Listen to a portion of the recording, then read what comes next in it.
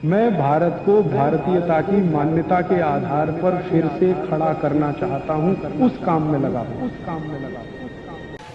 पूछिए। जी, बहुत अच्छा प्रश्न। ये प्रश्न का मैं इंतजार कर रहा था, कोई पूछे तो मैं बताऊं। उनका प्रश्न ये है कि भोजन के पहले पानी पीना क्या? जरूर पीजिए, उसका समय एक तय है। आपको अगर भोजन करना है 10 बजे मान लीजिए, तो 9:20 पर आप भरपेट पानी पी सकते हैं। भोजन करने के 40 मिनट पहले आप भरपेट पानी पी सकते हैं। आप देख लीजिए आपके भोजन का समय क्या है। 10 बजे है तो 9:20 पर, 11 बजे है तो 10:20 पर, 12 बजे भोजन करना है तो 11:20 पर। भोजन से 40 मिनट पहले 1 लीटर, 2 लीटर, 5 लीटर जितना पीने की आपकी कैपेसिटी है उतना पानी पी सकते हैं। ठीक है? हाँ जी, आप पूछिए। खाना खाते समय जी, बहुत अच्छा प्रश्न है ये भाई का कि खाना खाते समय बीच बीच में पी सकते हैं क्या?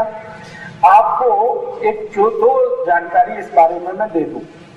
अगर आपके शरीर में कोई बहुत गंभीर बीमारी है, जैसे मैं नाम से बताता हूं, एक बीमारी आती है जिसको मूढ़व्याध कहते हैं। इसी का एक छोटा सा स्वरूप है जिसको बवासीर भी कहते हैं, और सबसे खतरनाक स्वरूप में ये बीमारी आती है तो भगंदर हो जाता है। तो बवासीर, मूढ़व्याध और भगंदर, ये तीनों बीमारी किसी के भी हैं तो उसको भोजन के बीच बीच में पानी पीने की अनुमति है। ध्यान से सुनिएगा।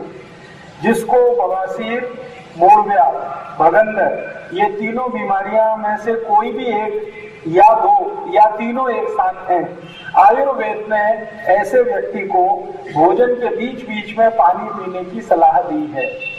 अब आप देख लीजिए कि अगर इनमें से तीनों में से कोई बीमारी है तो आप बीच बीच में पानी जरूर पी सकते हैं, लेकिन अगर ये तीनों बीमारियां नहीं है तो गलती से भी बीच में पानी मत पीजिए, नहीं तो ये तीनों बीमारियां आएंगी।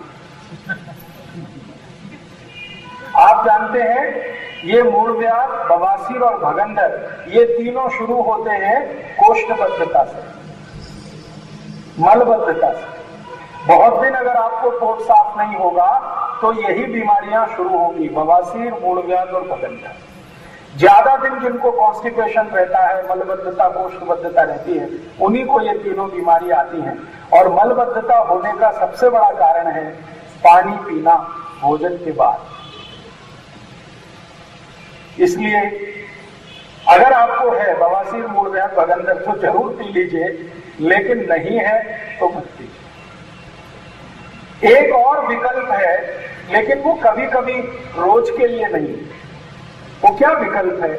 अगर आप भोजन में एक से ज्यादा अन्न खा रहे हैं, एक से ज्यादा अन्न खा रहे हैं मतलब ज्वारी की भाखरी भी खा रहे हैं और भात भी खा रहे हैं, 2 अलग अलग अन्न हैं। आप गेहूं की रोटी भी खा रहे हैं और भात भी खा रहे हैं, तो गेहूं और भात माने चावल 2 अलग अलग अन्न हैं। तो आयुर्वेद ने ये कहा है कि कहीं विशेष परिस्थिति में एक से ज्यादा अन्न खाने वाले लोगों को बीच में पानी पीना चलता है, लेकिन कब एक अन्न की समाप्ति आपने की और दूसरा शुरू करने वाले हैं, दोनों के जंक्शन पॉइंट पे, मतलब ज्वारी की भाखरी तो खा ली, अब आप भात खाना शुरू कर रहे हैं, तो भाखरी खाने के तुरंत बाद और भात खाने से पहले 1 घूंट पानी पी सकते हैं।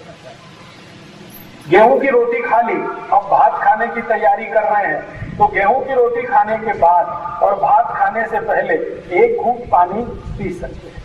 लेकिन ज्यादा पीने की इच्छा हो तो ऐसा हो सकता है, तो आयुर्वेद ने उसके लिए बात ये कही है कि आप घर में जो दाल बनाते हैं, दाल, उसमें जास्ती पानी डालिए और दाल का पानी पीते हैं।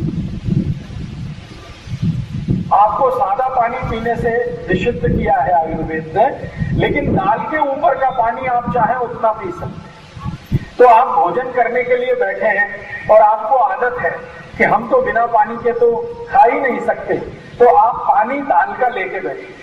मूंग की दाल बनाइए, पानी जास्ती डालिए, दाल अलग रखिए, पानी गिलास में निकाल के उसको खाने के साथ पीते रहिए।